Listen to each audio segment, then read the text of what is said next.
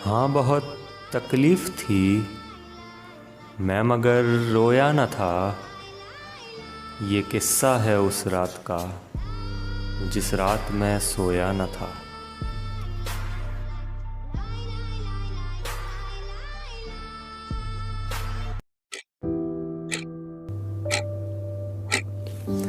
टिक टिक टिक टिक। ये आवाज़ इतनी साफ है कि कितनी ही देर से इसकी लय से लय मिलाकर मैं अपनी पलकें झपका रहा हूँ। घड़ी के हिसाब से यूँ तो दिन का पहला घंटा चल रहा है, पर नींद के हिसाब से रात अभी शुरू हुई है। 1 बजने वाला है। यूँ तो दिन भर के गैर ज़रूरी काम पूरे करके इस वक्त तक आंखों में नींद आ ही जाती है, पर आज नहीं।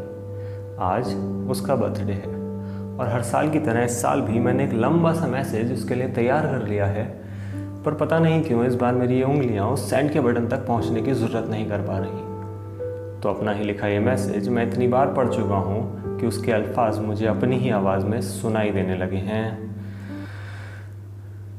याद है, यही दिन था जब हम दोनों सर्दी से ठिठुरते हुए मोबाइल हाथों में लिए अपनी अपनी छतों पर आए थे।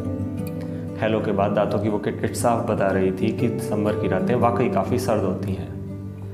फिर मेरे हैप्पी बर्थडे बोलते ही तुमने वो थैंक यू वाली फॉर्मेलिटी पूरी की। अब तक मैं छत के एक कोने पर टिक कर बैठ चुका था। उसके बाद शुरू हुआ वो बातों का सिलसिला और उस गुफ्तगू की गर्माहट में वो सारी कपकपी कहीं खो सी गई। हाँ, यही दिन था। बस साल पिछला था। इस साल को महीनों में, महीनों को हफ्तों में, हफ्तों को दिनों में तोड़कर देखता हूँ तो मानो बीता हुआ हर लम्हा मुझे नोचने लगता है और मेरा सब्र मुझसे खुदकुशी की इजाज़त मांगता है। और आखिर ऐसा हो भी क्यों ना। तुम्हारे साथ बिताए 3 सालों में मैंने अपनी पूरी एक ज़िंदगी जी है और उस ज़िंदगी को भूल पाना आसान भी तो नहीं है। वैसे मैं खुश हूँ तुम्हारे लिए। ज़िंदगी ने तुम्हें नया हमसफ़र जो दे दिया है, जिसके कंधे पर सिर रखकर तुम रो भले ही ना सको, पर उसका हाथ पकड़कर अतीत के उस अंधेरे आशियाने से बाहर तो आ ही सकती हो ना, जहाँ का आखिरी चिराग भी हम दोनों ने मिलकर बुझाया था। हाँ, मैं तुमको नहीं कोसता। हाँ, मैं तुमको बेवफा भी नहीं कहता और शायद कह भी नहीं सकता। हम दोनों को अपनी अपनी ज़िंदगी से शिकवे हो सकते हैं, पर एक दूसरे से नहीं। तुम आज भी मेरे लिए उतनी ना सही पर बहुत खास हो। मगर आज वक्त के हर पैमाने पर हम अलग हैं, पर एक एहसास आज भी है जो मुझे तुमसे जोड़े रखता है। लेकिन पता नहीं इस एहसास से मैं कब तक जुड़ा रह पाऊँगा।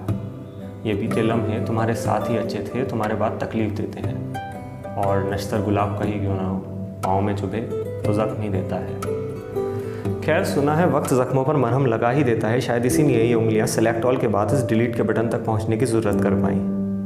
और लो, जो मैसेज मैंने तुम्हारे लिए अपने जज्बातों से टाइप किया था वो अब कोरे हरफों में तब्दील हो चुका है, जिसे अब कोई नहीं पढ़ सकता। तुम तो बिल्कुल नहीं। नींद जो अब तक मेरे जज्बात लफ्ज़ ब लफ्ज़ पढ़ रही थी, अब मुझे अपने आगोश में लेने के इंतज़ार में है। दिल की धड़कनें जो मोहब्बत के गर्म फर्श पर नंगे पाँव दौड़ रही थीं, मानो उनको भी आराम करने का ठिकाना मिल गया। आंखों की पुतलियाँ पलकों के पीछे छुपने के लिए बेताब हो रही हैं। यह हकीकत मुझे तुम्हारी याद दिलाती है, इसलिए मैं भी इन हकीकत से अपनी नज़रें चुरा रहा हूँ और ख्वाबों की दुनिया की तरफ अपना पहला कदम बढ़ा रहा हूँ। और मैं चला।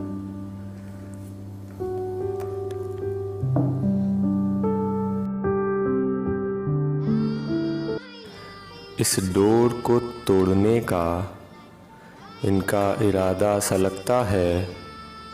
तेरी यादों का वज़न इस दफ़ा कुछ ज़्यादा सा लगता है।